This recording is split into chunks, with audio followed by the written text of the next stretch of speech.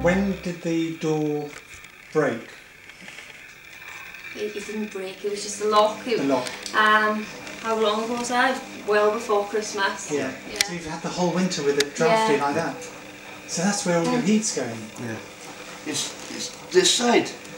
It's terrible draft coming through. It's like a normal door. Yeah.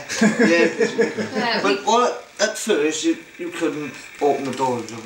Could you describe how you use sort of say the windows and the heating system since in the winter? Would you mind summarising that? No problem. The windows, we only open the windows when we need to, like if it's hot. The heating, we turn it off and on. It stays at around 20. The temperature always is on between 19 and 22. I'd say it stays up and down, and that's basically it. It stays the same. We never open the windows downstairs. Only ever the upstairs windows you open them. Because basically we enter it in the day, Monday to Friday, like 8 until 5, so the downstairs we leave, but sometimes I'll leave like the bedroom window when I go out in the morning. Throughout the day? In the winter? If I go to work, not in the winter, maybe not, no, but like now, like over Christmas I didn't really, did I? No. But sometimes in the night we could find maybe it's a bit stuffy, we just open the window.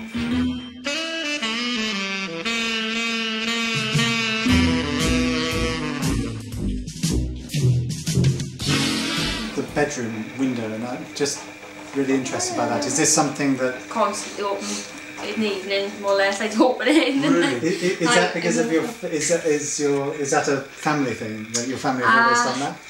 No, I don't know. I just find it just helps me sleep. Right. Okay. So would you do that even now? You'd have it open. Yeah. Really? Yeah. Even We did it last night, did we? So. Okay, well maybe if you could give us a feel for, because I think that's quite a key point. So maybe sort of since it started to get cold outside, how many times a week do you think you would leave the window open? I don't know, what you say. It varies, I suppose. Okay, but roughly. Sort of half the time during the week, so 4 or 5 times.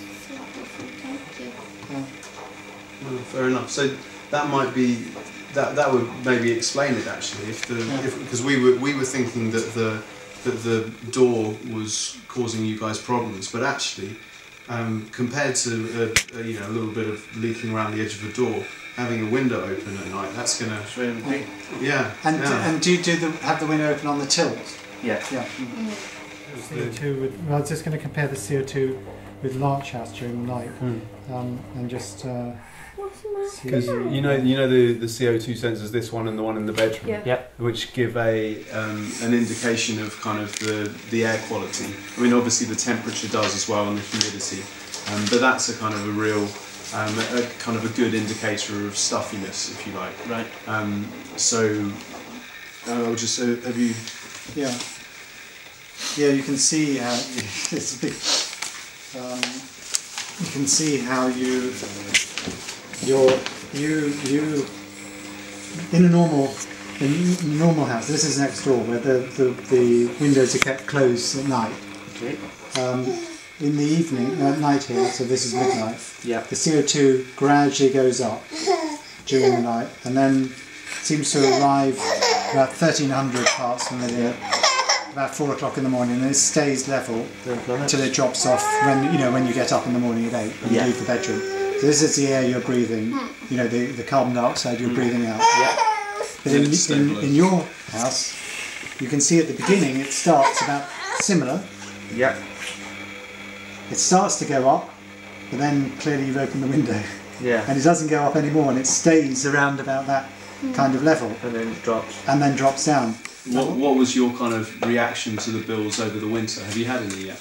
Yeah, we had a bill in January time, and we put £30 on the gas a month, £30, and I think it was £16 they owed us, so we just leave that in there then. Okay. We constantly in credit. We only put £30 in a month, and then we don't owe any money. We still pay £30 a month, and And like say we got £16 in, well we had £16 in there, that'll go then. That'll ride over for next to help in the next one then.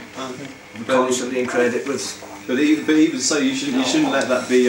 Even though that's good, you know, like the fact that you could save probably, you know, like half as much of your energy by not opening the window. Maybe that's a that's a driver. Exactly. Yeah, we should. We got a thermometer in the baby's bedroom as well, and like an egg one. Like it goes like red if it's too hot or blue if it's too cold, and it's always on like in the middle, and it's always on like orange to red.